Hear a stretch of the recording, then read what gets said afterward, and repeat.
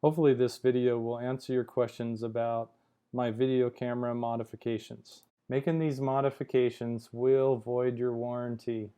Similar results to mine is not guaranteed at all.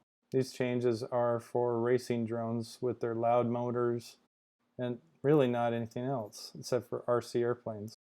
The motivation of using this RunCam is out of not being willing to pay for GoPros.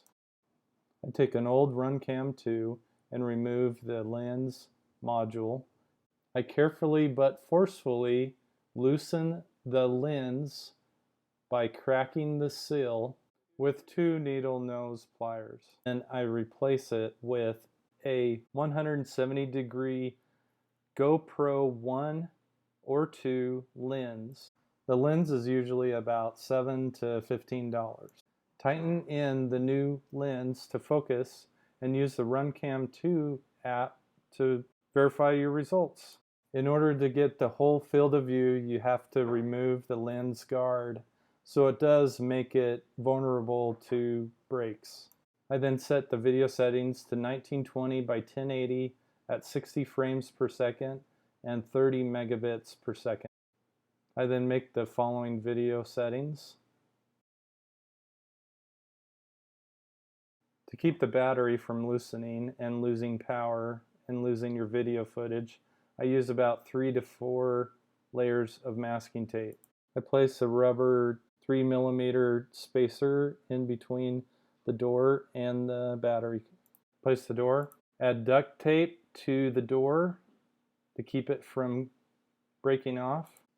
Since the microphone is so lousy with the RunCam 2, I add a resistor on the positive and negative.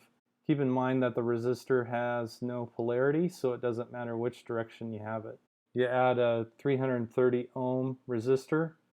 If you lean the helping hands and RunCam 2 board back, you can melt some solder right onto the wire and the positive terminal that you see there.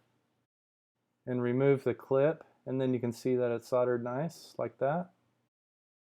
You can now fold over the resistor wire to the negative terminal and clip the board. Now solder the negative.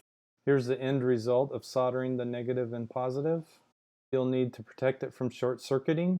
Now you can slather on some liquid tape over the wire. For this particular camera, I just use a zip tie. You can see that the electric tape covers the wires. Nothing fancy for this camera. Here's the end result. You can see some space in between the liquid tape that's dried.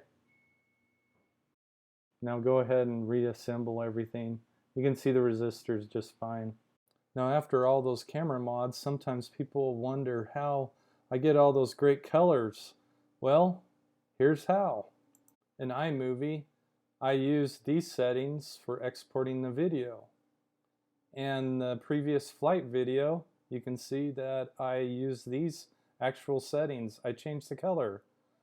All video cameras, including the GoPro, especially need post-production color changes and saturation colors and all that. Well, good luck.